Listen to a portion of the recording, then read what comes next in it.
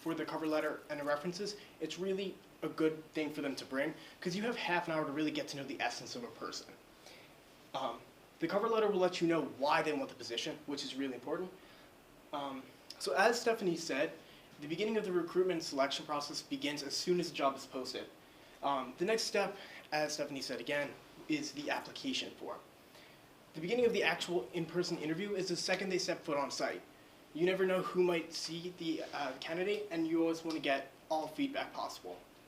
So the very first thing you're going to see before you even start talking to them is the way they're dressed. So if they're not dressed professionally, you're going to immediately start making your decisions about that candidate before they've even opened their mouth. So I'll go over some proper dress for men and women. So for men, you want a dark or neutral suit. You want a simple tie. I don't care what your favorite cartoon is. I don't want to see it on your tie. You should see nice dress shoes, groomed hair, preferably clean shaven, but beards are a style. And if you do have one, make sure it's well trimmed up and minimal scent. So likewise, for women, dark and neutral suits, either pants or skirt. Conservative shoes, so closed-toed and a heel under 3 inches. And again, minimal makeup, minimal scent. Someone who has conducted interviews, I can tell you those very tiny rooms fill up very quickly with a strong odor. So you don't want that to happen because that could negatively impact. So a lot of people think that it's so much easier to be the one bombarding the person with questions. But we run into a lot of things that we can't ask, and these typically are protected classes. And some of these include physical or mental disabilities, sexual identity, sexual orientation, age is a big one. So for an example of a discriminatory question might be, as silly as it sounds, when did you graduate high school? Because that gives you a general idea of how old they are, and that you can't ask that. An age-related question you can ask is, are you above 18? Because it's the only legally applicable question you can ask. So following up with the potential employee, you want to open it up for questions. Give them a chance to ask you anything and answer to the best of your ability. And then present them with a timeline. When they might be hearing back from you, what the next steps will be. Will they be going on to another interview? Will they be getting an offer letter or simply a denial? So my new and me is I am an intern at the Office of Career Advancement. So some of the things that I do is I facilitate workshops. I critique resumes for prof jobs. And I also do some mock interviewing. So I do have a little bit of experience in this area.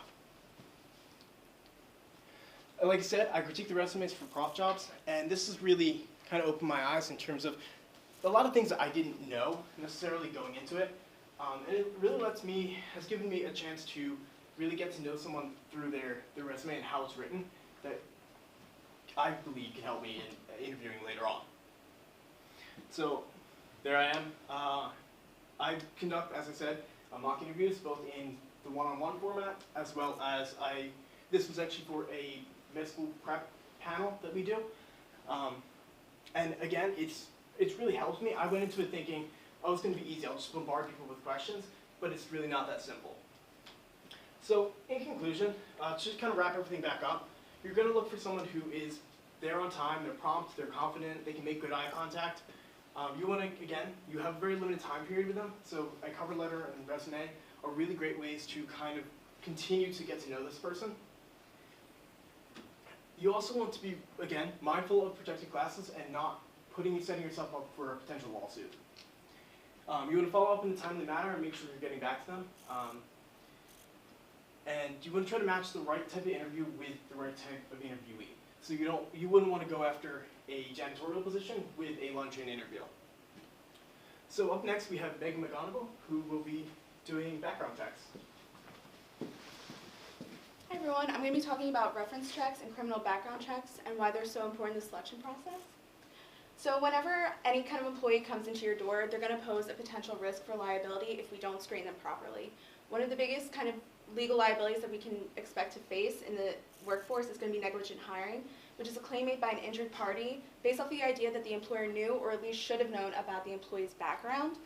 And to kind of give an example of this, if you were to hire Joe Schmo and he came into the workplace and he just came with a gun and harmed people, if you didn't do a criminal background check and you didn't check his references and something came up saying he had a violent felony or was fired for workplace violence, not only will he be held liable, but you can be held liable as well. So it's really important to ensure a safe workplace.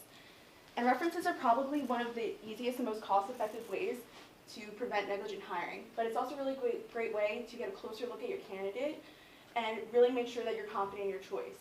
It's your last chance to verify and really make sure that their resume isn't full of lies, but it can also help predict on-the-job success. But before you do anything with references, you want to make sure you're always getting consent. It can be done orally at the interview, or even better on paper. A lot of employers really want to see that consent in person, so paper is going to be your best bet. You also want to ask who can I contact and who can I not contact, especially if you want to reach out to current supervisors, because a lot of employees, they want to give notice to their employers beforehand. So some people that aren't a good reference, it's going to be your friends. They're always going to give a good reference, and they're going to be the most biased. Chandler here may say that Joey's one of the best neurosurgeons in all of New York, but if you've seen the show, you know that that would be a complete lie. So we really need to make sure that we're asking who am I contacting and make sure that it's a professional reference and not a friend. So you want to ask supervisors, coworkers, and professors depending on the experience of the candidate. They're going to give you the most unbiased review, and it's going to be something you actually want to know. We don't care about their personality or their personal life. We care about their professional components of the person.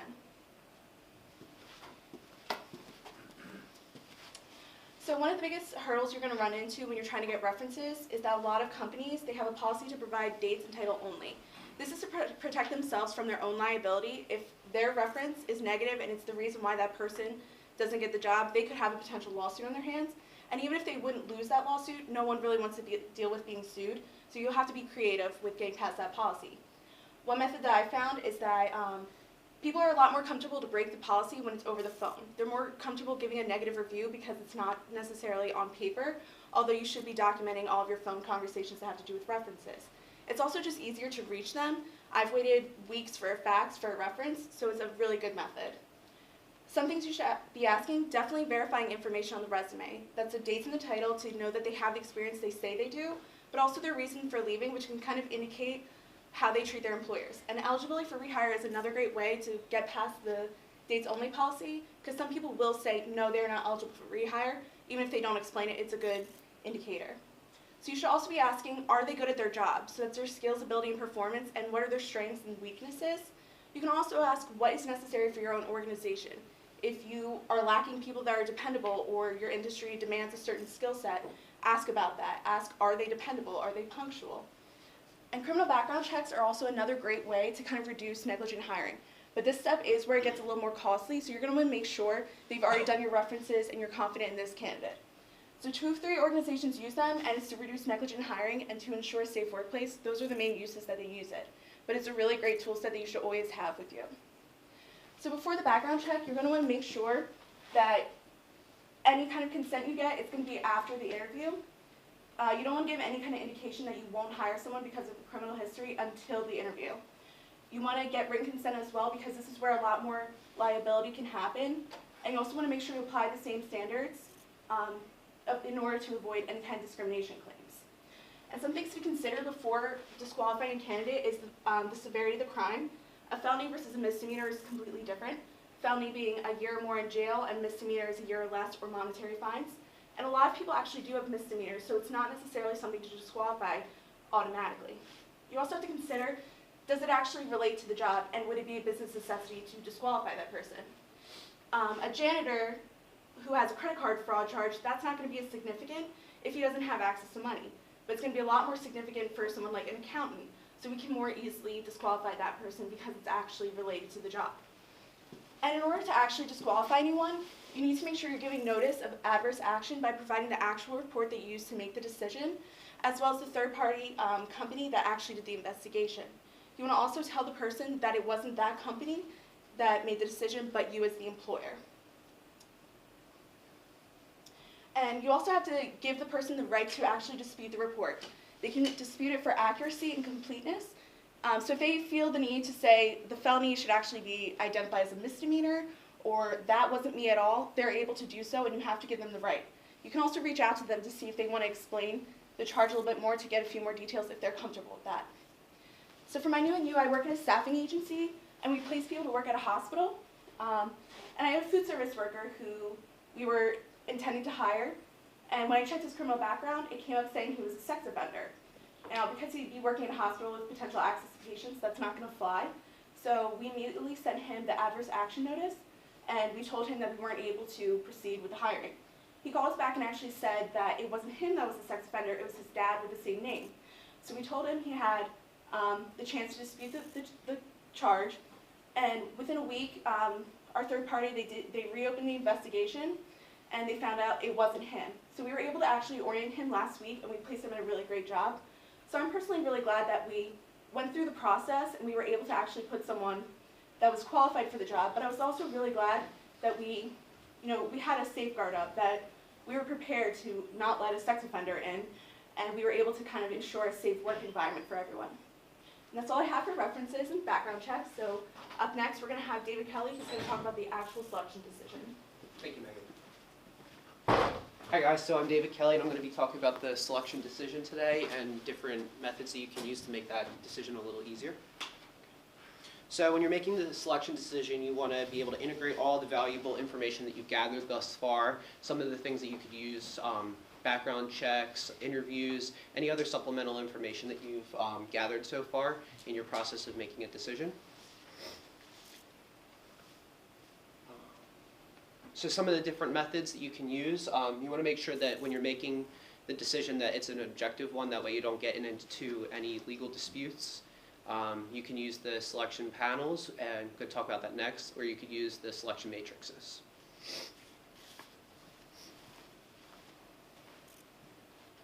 So for the selection panels, it's a team of members that are committed to interviewing and selecting a person for the position.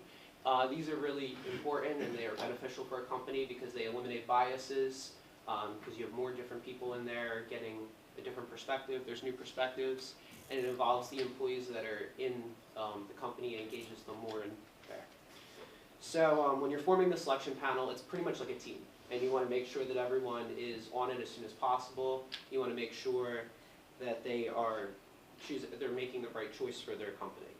And it should consist of at least 3 members who should represent at least 3 different parts of the department, and there should be 1 person who's familiar with the job. So there's different responsibilities of the panel.